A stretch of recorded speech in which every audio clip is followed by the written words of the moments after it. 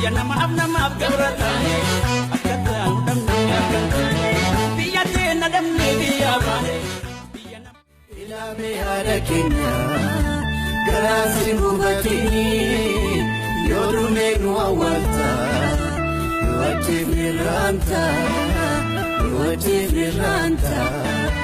gumaatu gumaa baasa yoo taanis karra saasa jira turmaaf silaanne intaanuu nama baarsa.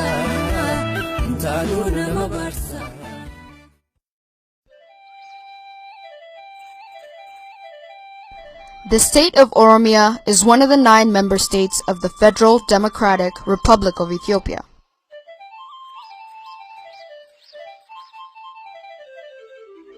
Article 49, Section 5 of the Ethiopian Constitution clearly states the special interest of the state of Oromia in Finfinne, or so-called Addis Ababa, regarding the provision of social services or the utilization of natural resources and other similar matters, as well as joint administration matters arising from the location of Finfinne within the state of Oromia, shall be respected. Particulars shall be determined. For the last 20 years, the TPLF-led government intentionally avoided the special interest of Oromia over Finfinne. It even rejected the proposal produced by Oromia region.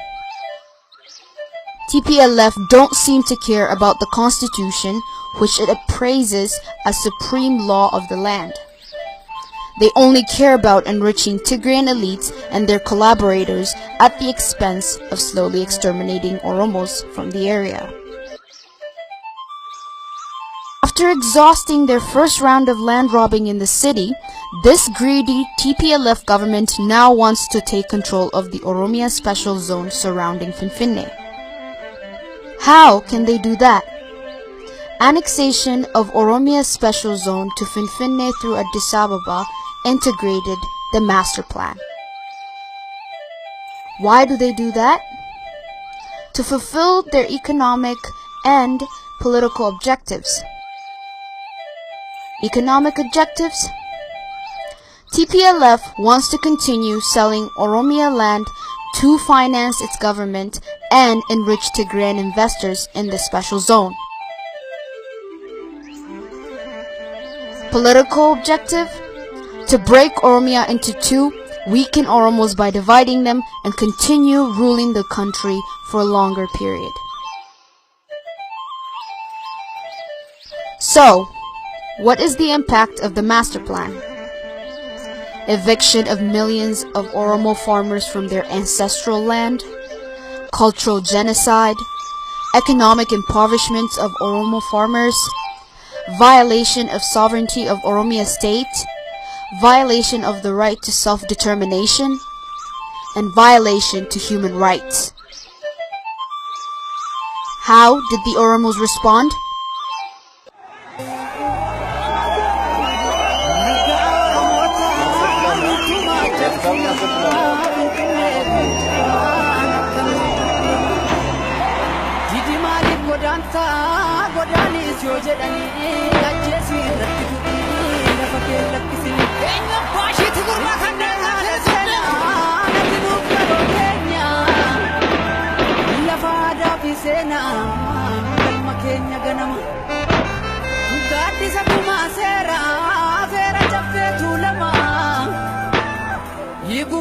Tiksina nutis kaane tokkummaan kanaafi gurbaa barataa mooyyeedhaa eeggame booree baafa kan jirtu nagaa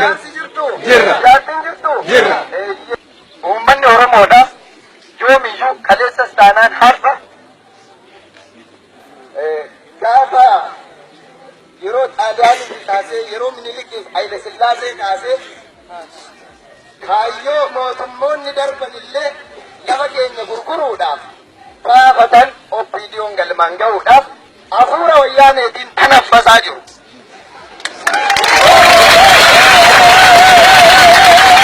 Kanaafuu oppiidiyoon as keessa turtanis bakka reeba jettanis ittiin miti yookiin tankii miti nutti hin fanaddaatan. Kanaafuu sabni sin ganuun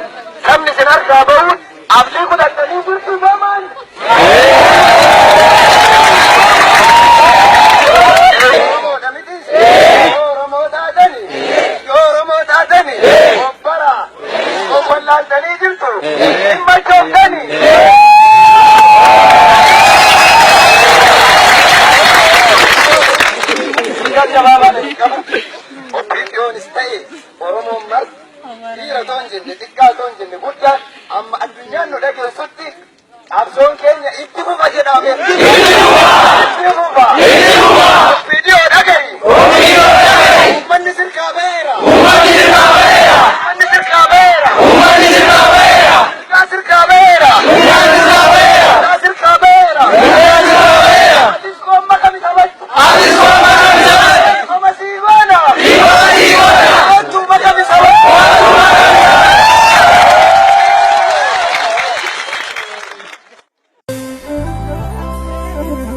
Malka Oromota wiituma jaftu lama Finfinnee biitu faana akkamii gurgurama. Didi maaliif godaanis yoo jedhanii ajjeesii irratti dubbii lafa keessattisini. Eenyu baashiitti gurra kan seenaa nabinuuf karoo keenya lafa aadaa fi seenaa galma keenya ganama. Gaaddisa tumaa seeraa feera cabbeetu lama hiikumaan si tiksinaa nutis kaane tokkummaa. Anaafi gubbaa barataa mooyyeedhaa herreegame booree baafata ilmi guddifachaan as galee manni gubatee garte dooniin gubateera gudeedhaan hin dhalanne kanaaf saba dooniin gubateera fiigiri osoo Oromoo ta'ee maaliif biyya gurguru.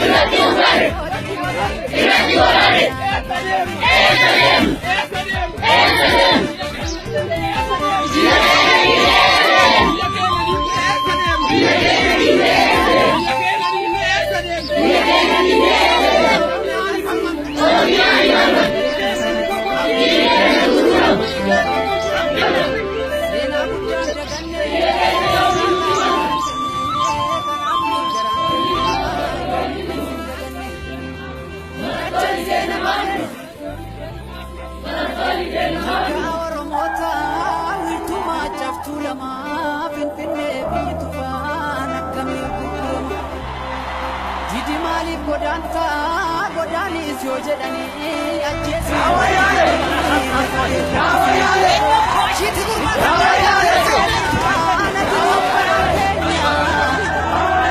lafa aadaa fi seenaa galma keenya ganama.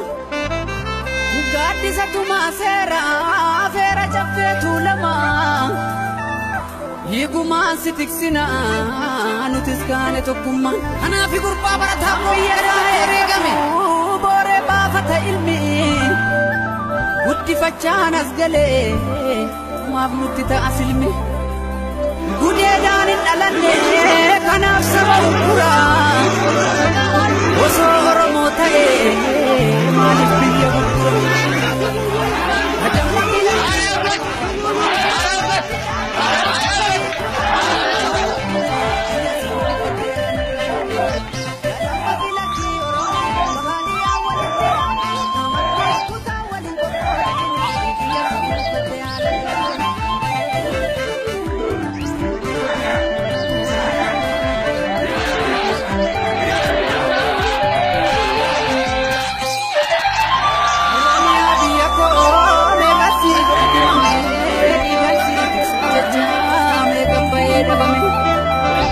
Seenaa guddaan daganne sirraa qaamna Finfinnee kanaaf garaan keenya yoomuu kan si daganne.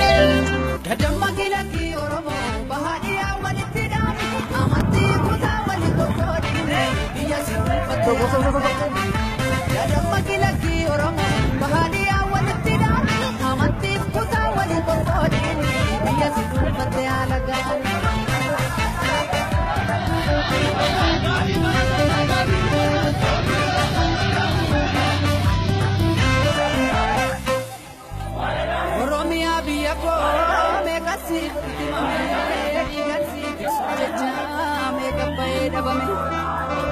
Seenaa guddaan daganne sirraa qaamna Finfinnee kanaaf garaa keenya yoomuu kan si daganne. Dachee seena qabeetti eesii dibadhu diina biyya keessa.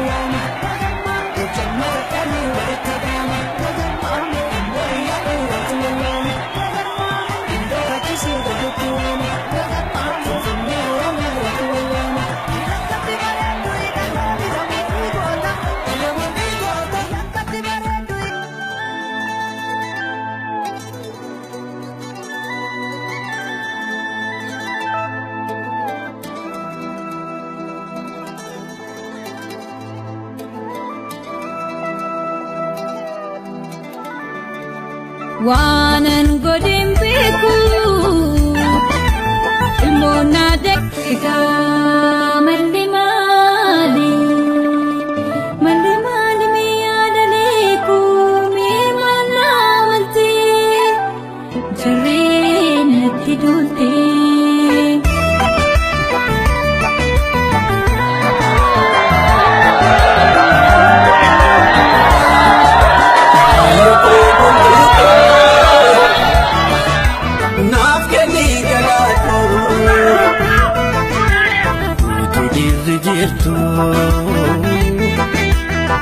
Sabamtu atiko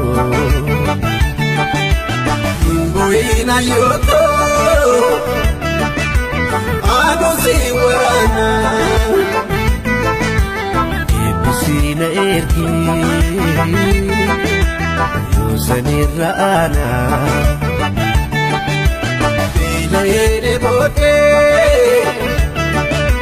Wana nyadus nabe Tutu jale Isan kesa darbe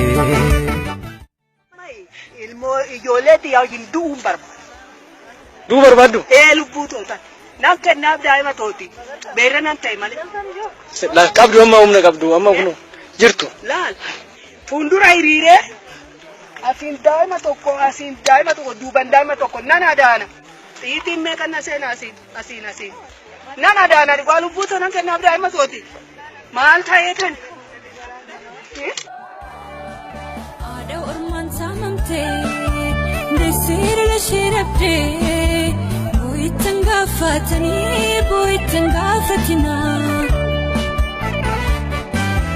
Dein of the ladabi garatu nagubata direnya dunya kana Jara arginan jala gargajele argalit tokkosan malee dhagaa darbachuun qabu barsiisadha rakkoon qabu caanku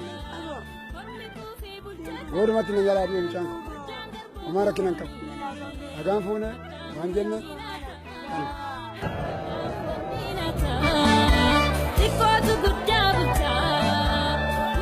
kalau ayah dojuru guru mau dhufanii tokkosan jechuudha kanuma do jinjiru inni immoo dhuguma baadiyyaa immoo karaa gadiitti nu dhaggeesse. Ilaalee haala keenya garaan si boqotini yoo duunee nu awwaalta yoo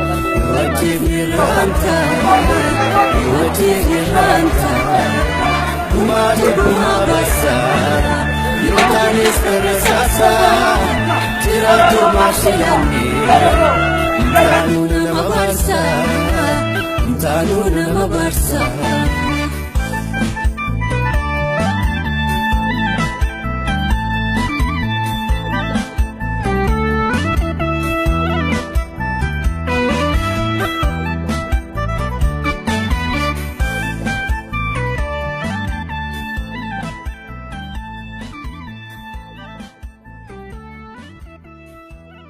Ethiopia Rising only really tells one story. And that story does not represent a majority of Ethiopia's population. In fact, the majority of Ethiopia's population, the Oromo, are not represented in many parts of Ethiopia's history. Are not represented now. And as things stand, won't be represented in the future. Weeks ago, protests broke out across Ethiopia's Oromia region. Oromia was a land colonized by Abyssinian settlers over 100 years ago with the help of European powers, merging many indigenous lands together and calling it Ethiopia. So, why are students protesting? Because the Ethiopian government has reintroduced a plan to expand the capital city, known to the world as Addis Ababa. But known to the indigenous owners of the land, the Oromo, as Finfinne. Over the last 10 years, Oromos have lost 2 million hectares of land. And this plan to expand the capital city will lead to the displacement of over 2 million more Oromo farmers. The historical expansion of Addis Ababa has already seen several Oromo clans disappear. And this is only going to continue if nothing's done. And as a result of this very real threat of economic and cultural genocide, university students, high school students, and primary school students have made up a majority of those leading protests across the country. Oromo athletes, farmers, and the residents of the towns a threat have joined this call for justice. But nobody's listening, especially the Ethiopian government. Peaceful protesters are being killed, beaten, and arrested. Routinely, systematically. And this is an all too familiar story. In May last year, similar demonstrations erupted, again led by peaceful student protesters. Dozens were killed, many more were injured, and hundreds were arrested. Some are still behind bars, without being charged or given the right to a fair trial. And it's happening again. But this time, the call is louder, clearer, and more powerful than ever. Students are chanting messages declaring that if their ancestral land is taken away from them, then they really have nothing left to lose. So what do we know for sure? We know if there's anything that's going to make these Ethiopian leaders reconsider its violent dissent against these students, it's collective, global dissent. We are well aware that making this video is not going to stop the Ethiopian government from moving forward with these land grabs. But maybe, just maybe, if they know the world is watching, they'll think twice before gunning down high school students for exercising their basic human rights. So get on Twitter using the hashtag Oromo Protests. And help us put pressure on the BBC, Reuters, Associated Press, Al Jazeera and CNN to help amplify the voices of East Africa's largest ethnic population as they call for justice. I stand with Oromo Protests. I stand with the Oromo Protests. I stand with the Oromo Protests. I stand with the Oromo Protests. Do you?